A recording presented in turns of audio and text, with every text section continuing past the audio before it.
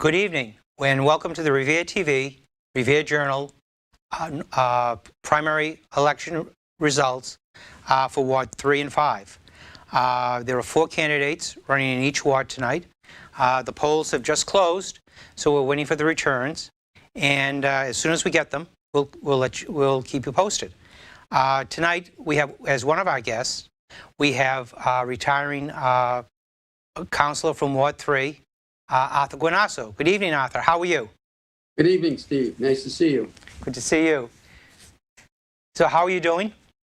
I'm doing great. I'm still doing and performing the responsibilities of being a ward councilor. Right. So there's no change in my life. I am recognizing the fact very clearly today that there are other candidates running for the position I held for 34 years. And I have little mixed feelings about that.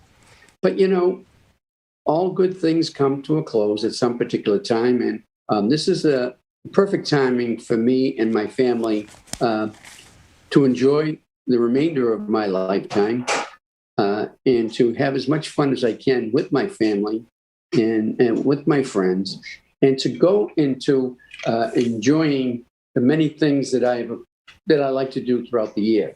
And so this is going to give me some ample time to be free of responsibilities that I held very highly in the city of Revere. Well, you've always done a great job. I mean, it's sort of, looking back, it's sort of like you have to look back. This is sort of a new experience for you, in the sense that for the first time in 34 years, you have not, your name is not on the ballot. Yes, when I went there today, it's the first thing I noticed, and it was sort of sad for me, to say I'm not there. And I've been born and brought up on the city council, and so it's been a very important part of my life. I just can't just say I dismiss that and I can get on with the next venture. That's not possible. I have to still be remembering the wonderful times I've had serving our government and trying to accomplish some of the things that I tried to do. And there were so many programs that I tried to help the administrations, and I served with 5 administrations, and to try to help each and every administration that I served with to be an ambassador to Ward 3, yet be mindful of the fact that the administration has an agenda also, and try to help them as much as I can to do what they have to do. But make the same token, keep in mind that people are Ward 3 is who I represent. But I always took the responsibility when I voted for not just the folks of Ward 3, for the entire city, what was beneficial to the entire city. And I try to make that reflective in my decisions that I've made. There are very, very few decisions that go solely to your ward. Most of our decisions, believe it or not, affect the whole city. I'm voting even as recently as last night on things that were out of my ward, but were beneficial and I thought were right to do. And so I was part and parcel to it. So it happens every Monday night. We get our agendas on Friday, we review it, and I go over it very closely and I watch and see what effect will this have in Ward 3. But again, I have to look at the big picture. What effect will it have on the whole entire city? And that's what I tried and how I tried to vote to make things work for our city. I'm very proud and happy to say that we're in a financial position right now through the efforts of the administration, and also the efforts have to go with the city council. We've worked hard to accomplish that, to make things so that we can make things affordable, make things enjoyable, and make sure that city services are provided for our constituents. What else can you ask for? Are there many streets and sidewalks and other things that need to be? Of course there are. And there's only X number of dollars, and that's how you become solvent. You don't go spending the money all at once. You spread it out and you do as best you can. And so with development, that's how we did that. And some of the development, I have second thoughts, maybe, a little bit overpowering and stuff like that. But for the most part, the development has been beneficial to our community. I just now think that we have to take a side step back and take an approach that everything we do from here on in, not because I'm not going to be there and be critical of what's happening, but we need to be objective. We need to be mindful that we're limited now for space, and green space is so important for our lifestyle. We need to have more greenery, as we've known. We have to get rid of some of these cement and asphalt conditions in our community and make it more green space to make the oxygen level come up and make the place a better and healthier, safe to live, to be healthy and live in. So these are some of the things that I hope for the future. Well, I mean, you've had a long, long span of service to the city of Revere. Let me just look. We just have some results in right now. One of the 5 precincts. So in your ward, you have Michael Ronsevich with 14 votes, Wayne Rose with 24, Anthony Cogliandro with 152, and Al Terminello with 53. So a total of 243 votes cast so far. In Ward 5, you have Al Fiore with 157 votes, Ron Clark with 112 votes, we just changed, Christian Mahano Ortez with 16 votes, and John Powers with 193 votes. Al, we just got another precinct in. Let me go over these numbers again, if you can just bear with me, Arthur. Sure. In your ward, we have 2 of the 3 precincts reporting. We have Michael with 14 votes, Wayne Rose with 24. That's the same as you just read. Oh, okay. So then they didn't change. But Al Fiore now in Ward 5 has 317 votes. Ron Clark has 112. Christian has 16. And John Powers has 193. And so far, 744 have counted in Ward 5, and 243 have been counted in Ward 3. And we should remind the viewers that these are all unofficial results. They haven't been certified by the city clerk yet. And we'll see. Now we have, in Ward 5 again, we have 3 of the 5 precincts in. And Al Fiore is at 423. Ron Clark is 112. Christian Mahano Ortez is at 24. And John Powers is at 246. And your ward hasn't changed very much. So let me ask you a question, Arthur, if I can. In 34 years, which is a span of like a third of a century in Revere, when you first started campaign, do you sense that there's a complacency out there now, or is there an activist? Are people taking government and people that are running for it seriously? And is there a lot of civic pride, do you feel? I think there's a lot of civic pride, and I certainly think there's the responsibility, as there always has been. I think some people get ventured into the political arena and thinking, I just put my name in and we'll see what may. They don't realize it's a pretty serious situation, and you do affect how government runs and how it prevails. Number one, you could eliminate a preliminary if a couple of councilors or candidates decided not to run and didn't make a concerted effort to really fulfill the obligation to run. And I saw that in Ward 3 somewhat. Well, I met the young gentleman, and he has every right in the world to run. But that creates a preliminary election when that type of thing happens, and you're forcing the hand, letting people not be privileged to get a larger turnout, which always occurs in the general election, and more opportunity and time for the voters to meet the candidates. People that on a primary and preliminary day, they can get out their staff and their help, and they can chop the ticket. It's always very sketchy. That's why I think that everybody has a concerted effort to try to do good in government. I ran for office initially because of John F. Kennedy. I loved him. I donated my car to him in the Democratic Party that day. And I certainly inspired to serve in government. But what I did do And I don't see that happening in today's world. I performed civic duties. I became a member of the Revere Beach Citizen Advisory. I became a member of people's political staff. I was a treasurer for a candidate for Congress. I was a treasurer for a sitting mayor. I was a member of the Revere License Commission. I served civically. I put in some time and quite a bit of time on the Revere Beach Society and the Revere Beach Advisory Committee. We put hours in to rebuild our community. So I don't find a lot of candidates taking that effort to do that.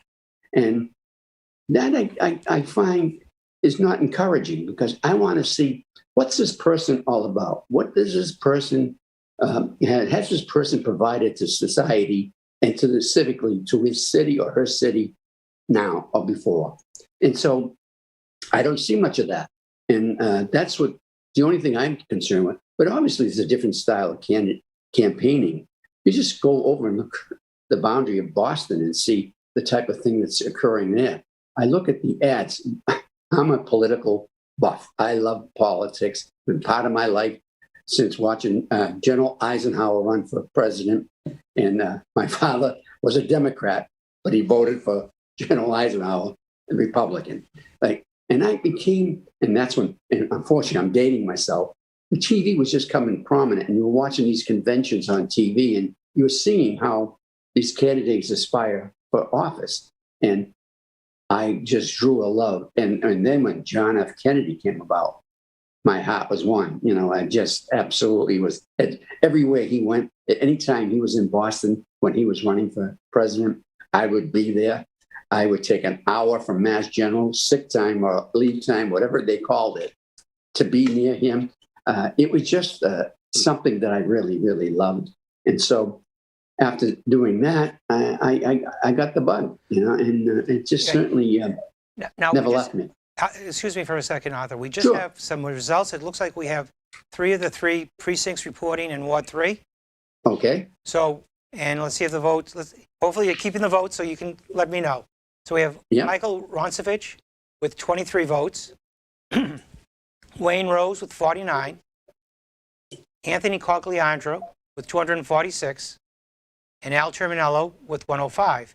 And it looks like those are the unofficial results. So if that's true, then Anthony Cogliandro topped the primary, followed by Al Terminello, followed by Wayne Rose, followed by Michael Roncevich with 5.4% of the vote. And in Ward 5, we have 4 of the 5 precincts reporting, and we have Al Fiore with 570 votes, Ron Clark with 120, Christian Mahano Ortez with 26, and John Powers with 339. And I guess we're just waiting for the last precinct to come in on Ward 5. So it was really expected that it would get this fast results based on the fact that there was only two primaries being held, and they were both in wards. And so, and with a very light turnout, it was expected to get these results. These results are kind of interesting. Yeah. And do you have any insights? People have to. I think they're very interesting. You know, they you know, I obviously served for many years with John Powers. I'm a very, very close friend of his. I'm a close friend with Al Fiore. Mm-hmm. I don't know the gentleman Ron Clark, and I don't know Christian Majano, but you know, that was an interesting fight and an interesting campaign, and I'm sure it's not over until it's over. Right. And as far as my ward, you know, Anthony Cogliandro, he worked hard at it initially. He was given a head start. He was in the race early. And the other candidates came in. Well, Michael Roncevich was in it early also. But Wayne Rose and Al Terminello didn't come in until after June 28th, when I announced that I wasn't a candidate. Mm-hmm. So they didn't have the opportunity, again, to get out there and really campaign and meet people as Anthony did. But that's no disrespect to the vote that Anthony got, because he got a very good vote. Mm-hmm. And he should be proud of that. And I'm sure he is. But so again, it leads to what I said previously. No disrespect to any candidate running for office. Michael Rosevich got 23 votes because that's the effort that he put into it, not because of the candidate. Nobody knew him, and I'll tell you my experience with Michael.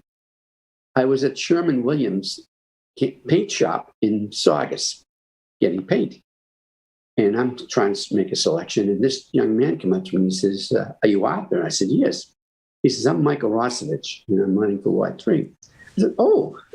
I said, you know anything about painting? Yeah, I paint houses. So we started talking about painting houses. I didn't try to discourage him from running. But I just sensed meeting him, he's a second-year student in college, that he wasn't going to be a very active campaigner and that he wasn't going to really put the effort in that would be required to win. And that's the type of thing that I wish people would take a second look at before they put their name on the ballot. So we don't get results that are fragmented, so that only 400, 500 votes come out and they determine an election and they make a prediction of the future. That's not really what we really want. We want the numbers to come out. We've given people every opportunity in early voting, which I'm against. And see, I'm from the old school. I think election day is a sacred day. And I never left my post on election day. I shook every hand possible. And, that opportunity is diminished by this kind of activity that's being placed now that we can vote a week, a month ahead of time. And you don't really get the benefit of seeing really all of what the candidate's all about. You might start off with one and change your mind to another after a couple of months. And you lose that opportunity if you vote too early. And so I'm not really sold on this particular thing. And we don't live in the boondocks down south. We live in a very metropolitan city. We live in a very active city. Everything's close by. So we don't really need to vote this. And we don't have I just don't agree with it. And I can go on and say why, and that's some of the reasons. Well, thank you, Arthur. Thank you for your insights. We have Mayor Brian Rigo going to be joining us now. And, welcome, Mayor. And so let's try to zoom him in here if we can. Let's see. We're still waiting. Just one other question, Arthur. So we had 424 votes in your ward. How many votes approximately are there in Ward 3? I think there's around 1,900. So we're talking about probably about 20%. And again, you're testing me because I really don't know the number to be exact. I could be off by 200-300, and that would be. So it's like a 20% turnout in Ward 3. But we really turn out high numbers when we vote. Mm-hmm. So we do get a high percentage turnout. And again, historically, they don't come out in the primary. Voters do not come out in the primary. And I don't think anybody's ever going to change that. No. And you had really no overriding race to bring it out. So we have Mayor Brian Rigo. I don't know if he's on the Zoom yet. Is he there?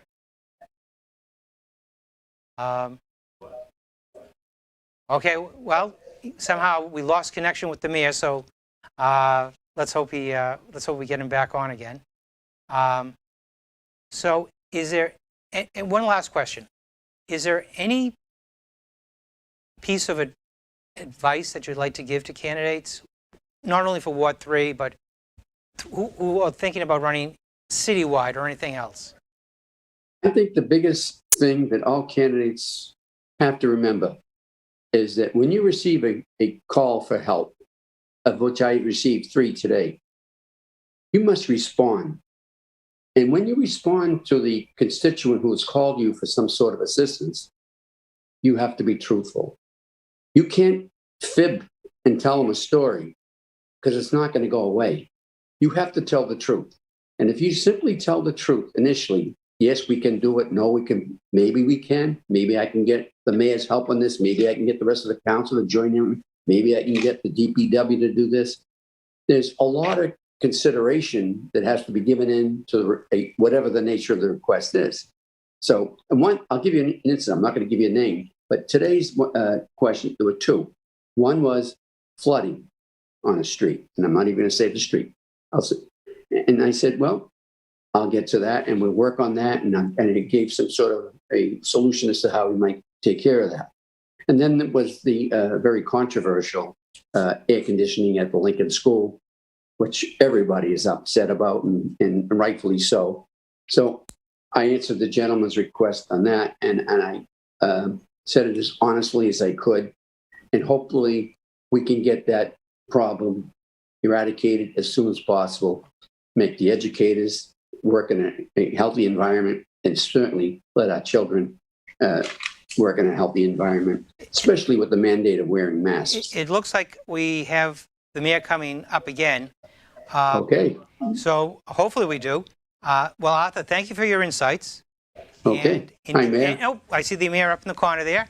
And enjoy your retirement. Thank you very much, sir. Thank you. Thanks, Steve. Well, and it's been a pleasure covering you for 34 years.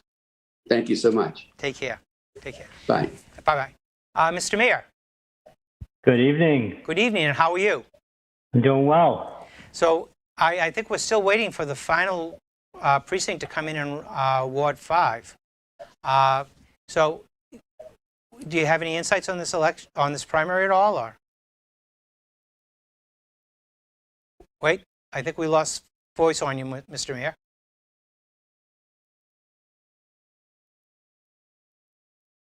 Can you hear me now? Perfectly, thank you. Perfect. Yeah, a really disappointing amount of turnout tonight, and unfortunately, you know, it's a low turnout. I mean, any preliminary is going to be a low turnout.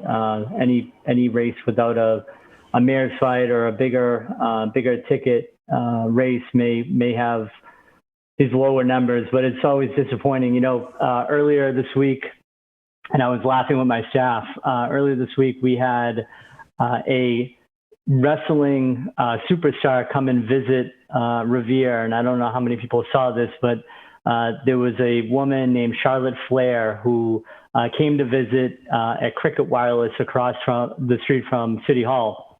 And there was a line out the door, around the corner, up Reservoir Ave, and they're all there to see this female wrestler. And at the same time, we had early voting happening, and there was barely anybody that had early voted. And it's a little bit of a sad commentary about where we are as a society. But at the end of the day, you know, I think the voters, you know, who did come out, obviously, you know, made their voices heard. We expect, you know, much more of a turnout in November, and we'll see from there. But you know, it is a disappointing night in terms of the low turnout, and I think that was not necessarily reflective of what we see in the community. Yeah, I mean, it's as you know, there's probably 20% in Ward 3. There was 20%. I'm not sure how big the turnout was in Ward 5. We still supposedly only have 4 of the 5 precincts reporting at 1,000 votes, and the 2 top runners are Al Fiore and John Powers. So we had in the Revere Journal a couple of weeks ago that the city received some grants from the Resiliency Fund from the Commonwealth of Massachusetts. And, you know, the Resiliency Fund is from the state, and it helps communities fight flooding and natural disasters. So you got one for Gibson Park, and there was one that you shared with Winthrop in Boston for the Belle Isle Marsh. Do you have any more that you're applying for, or at this juncture? Yeah, so those are grants that were set up through a program that the Baker administration rolled out called the Municipal Vulnerability Preparedness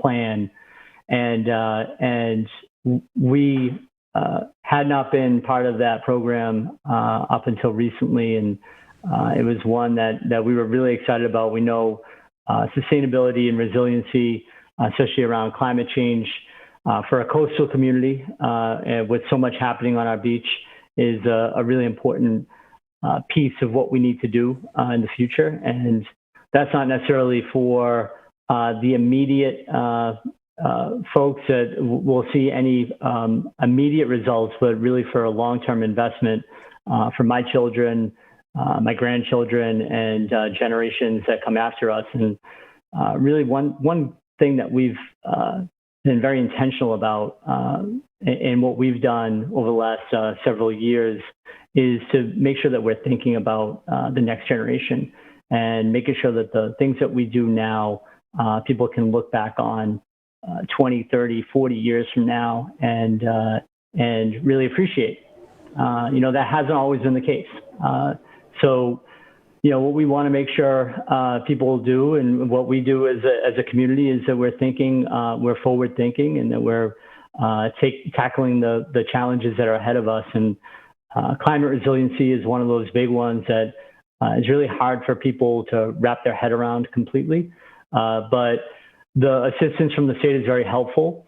We're going to look for, I think, and what we hope to do is have some of these planning and action grants that will help us provide information to do bigger projects, right? So there are big seawall projects or big coastal resiliency projects, ditch cleaning, culvert cleaning, that hadn't been done for 20, 30, 40, 50 years. The folks that have been around for that long, over the last 20, 30, 40 years, who didn't tackle these issues, we're taking on those challenges and we're meeting them head on. So, and we have great partners at the state level to take those issues on. So, the MVP program is one that we're really excited about. The resiliency grants that we've been able to obtain have done a great deal to help us fight what we know will be a real challenge as a coastal community. Right. Well, because I remember covering at the Conservation Commission when the head of the DPW was up there, because they were in the process of trying to clean up Sales Creek and Green Creek and down around the Showcase Cinema site that's now the Amazon, and just keep them clean, because it's preventing the water from fully draining out. And we're probably 65% of Revere is below sea level. So obviously anytime you can move water to the ocean quickly, can only benefit neighborhoods. So I think we're still waiting for the last precinct to come in on Ward 5. Is there anything going on in the city that you'd like to? Well, let the people out there know. There are an awful lot of great things happening in the city, and we're really excited about a lot of the progress that we've made. I know one item that got brought up earlier tonight was the air conditioning at the Lincoln School, and there was unfortunately some misinformation that was passed along. We're excited that project, after a lot of time, a lot of red tape, we dealt with everything from COVID to national grid, work stoppage. And I think people kind of forget all these things, unfortunately. And we're looking forward to moving forward and making that happen. Again, that's a project that's taken a little bit of time, but what I try to remind folks is that when you do things right and you do them with an eye to the future, you have to have patience. And I think people have seen from our track record over the last several years that patience is well worth the product that folks get in our city. So that'll be an exciting day when the Lincoln School and all of the folks down there have air conditioning. We're excited. We're going to be rolling out some public information about the federal relief dollars that we've received. We've now received a portion of those federal dollars that are coming to the city of Revere, and we're looking forward to hearing residents' input on how or what their priorities are, and how the city moves forward in making a real impact on the quality of life of our residents, and leveraging those dollars with state and federal dollars to be able to do some really transformational things in our city. So we're really excited about that. And that's some information that will be coming out pretty soon. And again, it's really important for us to hear feedback from our residents to be able to make those investments that will, again, last generations, not just for the next election. You know, we've had too many leaders who have thought just about the next election and not about the next generation. And that's really an important piece of what we bring to the city. And you know, we look forward to hearing from the residents and getting that feedback, and leveraging those dollars to really do some great things for our residents and for the city. Right. So that's very exciting. You know, there's a number of other things between the Fall Festival that's coming up on Saturday. We're excited about that. Hopefully the rain holds out. If not, we do have a rain date for later on in the month. And, you know, get ready for the change of the seasons, and be prepared. We're actually already starting to think about having our snow and ice meetings, because the Farmer's Almanac is telling us that we're going to have some cold weather and probably some more snow than we did last couple of years. So we want to be prepared for that. And, you know, we're just marching forward and making sure that we're providing great services for our residents. Because, I mean, one of the things that came up in Everett, where they received their grant money, the city council accepted that, is that there's not a lot of flexibility on this federal funds where you can spend the money. Like, you can't go out and say, I'm going to repave all these streets. But this, you know, it has to be very specific. And plus, you have a timeline where you have to spend all the money by the end of 2024. So as I say, I mean, people should hopefully realize that it's not $40 million of money, free cash, that you can go out and do whatever you want to. Absolutely, and it's $30 million. Just to make sure that everyone knows exactly how much we have, we're getting approximately $30 million, and you know, what we're going to lay out to folks in the public information that we put out there is exactly what those allowable uses are, and you know, there are some very general buckets of ways that we can use that money, but what we're really focused on is making sure that we're meeting the needs of our residents. You know, through COVID, the things that we've learned over the last year and a half, I think many of those things people have ignored for the last 20, 30 years, and the folks that have been in leadership for 20 and 30 years have ignored. And so those issues have been exacerbated. And what we look to do with that funding is meet those needs of our residents. And so, you know, there are ways that we can assist our small businesses. There are ways that we're going to be able to assist our households. There are going to be ways that we invest in water and sewer infrastructure, and many other things that we can do. And we can be creative. I think one thing that I think everyone understands by now is how innovative we've been able to be over the last several years, and we look forward to bringing that innovation to the plan for our federal dollars. And you know, we're looking forward to making sure that, again, we're you know, meeting the needs for our residents and meeting the challenges that have been really brought to light and have been really brought forward by COVID. So there will be some restrictions. You're right. We can't go out and pave everybody's street, but we can do a lot of exciting things, and a lot of the things that we can do are around supporting our small businesses, supporting travel and tourism in our community, and that's something that we've really never done well. You know, we are a destination. We have a weekend where over 1 million people show up to our beach.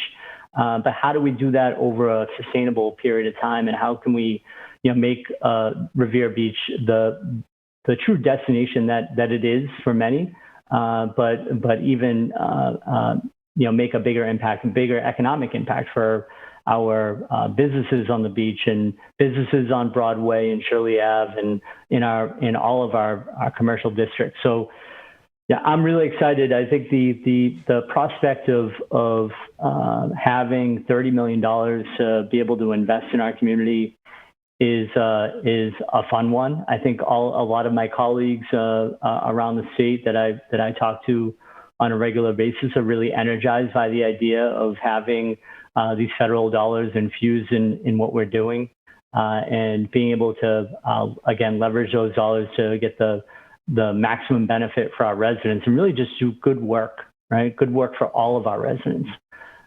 is important, and making sure that we're doing it with an eye towards the future it will be part of what folks will look back as my legacy as the mayor of the city. And I want to make sure that what we're doing is looked back on, as I said, in a way that makes people proud. So that's what we look forward to doing, and I can't wait to get back to work early tomorrow morning and make it happen. I mean, and going to your point, the November election, you're obviously going to have races in Ward 3 and 5, and you're also going to have another ward race in Ward 2. You have 9 candidates competing for 6 positions on the school committee, and you have 6 candidates competing for 5 positions on the city council. So the percentage of voters coming out should be higher. And plus it's a November election, which is generally higher anyway. Yeah, and we're excited about making sure that folks know that there's an election this year, and making sure that that folks know that they should get out and vote and support their favored candidates.